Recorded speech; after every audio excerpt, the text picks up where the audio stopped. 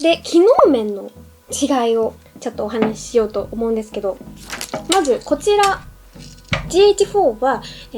このボディ本体に手ブレ補正機能というものは搭載してないんですけど、GH5 には手ブレ補正機能というものはボディ本体に搭載されてるみたいです。あとは GH4 だと撮影中にホワイトバランスを変えたりフォトスタイルを、ね、変更することができないんですけど、 GH5 は撮影しながらホワイトバランスを変えたりすることができるんです。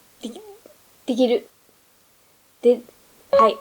そしてですね、こちらのカメラは4K 撮影というものができるんですけど、こちらの GH4 だと最大で30fps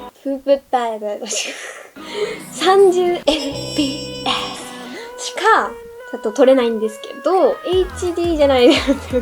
グダグダやんGH5 は 4K で 60fps まで撮影できるそうです。あとは ISO の感度もこっちより GH5 の方が良くなってるみたいです。はい。そしてこちらは撮影時間がね上限で30分までなんですけど、 GH5 は撮影時間が無制限みたいですね。あとはちょっと 4K の話に戻るんですけど、 4K 撮影をこやつでやろうと思うとちょっとなんか画角が狭くなってしまうんですけど、 GH5 はそんなことがないらしいですね。画角が狭くなるっていうのはなんだろう、映したい範囲があるとしてその範囲より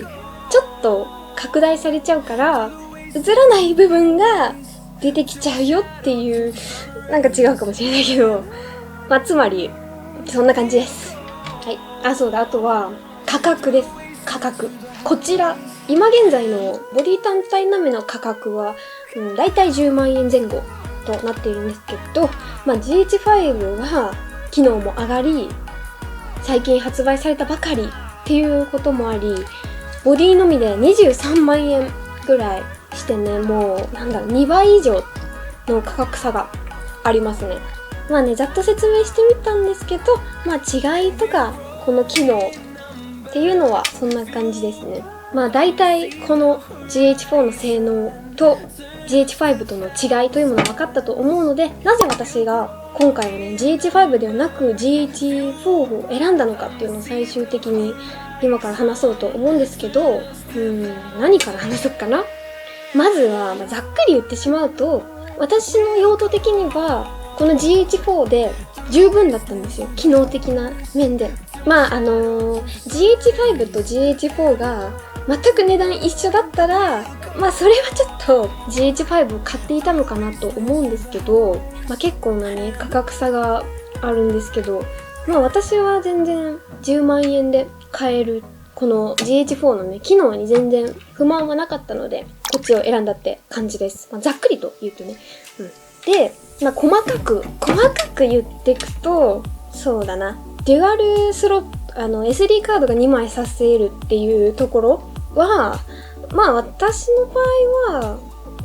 メモリーカードを増やせばいいかなっていう考えがあるので、そこは全然一つスロットが一つでもいいかなっていうのと、あとはボディ内の手ブレ補正がないということに関してはですね、レンズをちょっといいものを奮発して買いまして、そのねレンズ内に手ブレ補正っていうものはあるので、ボディになくてもレンズにあるからいらなかったっていう感じです。そして、4K 撮影についてなんですけど、このカメラはこっちはね 4K で 30fps までしか撮れないんですけど、その辺はですね、多分 4K 撮影っていうのは普段はあまり私はしないと思うんですよ。フル HD でも十分というか、そういうことがあるのでこっちで十分かなと思ったところです。あとはそうだな、撮影の時間制限についてなんですけど、トータルで30分以上動画を撮るっていうことはあるんですけど、30分以内にまず録画をね切って、でまた新しく押すというか、その30分以内に結構カメラアングルが変わることがあるので、そういう時にねこのカメラを動かすついでにその録画ボタンを押して動画を止めるっていうことができるので、そういうことも考えて全然無制限じゃなくていいなと思ったということです。はい。こんな感じなんですけど、そうだな。まとめると、まずね、機能面がもう GH4 で十分だったっていうことが一つ。もう一つはね、価格という面ですね。価格が安くて、しかも安いけど、もう性能が十分だったっていうことがあったので、今回は GH4 を選んだっていう、その2つからこちらを選びました。ということでね、ちゃんと伝わったかわからないんですけど、そんな感じでね、GH4 を私は選んだっていうわけなので、このカメラをね、これから長く使っていきたいなと思っております。はい。ということでね、今回の動画はこんな感じになります。次回はね、レンズの開封とテスト撮影をやってみたいと思うので、お楽しみにしていただければ嬉しいです。はい。ということで、またそのね、次の動画でお会いしましょう。それでは、セロリンネでした。バイバイ。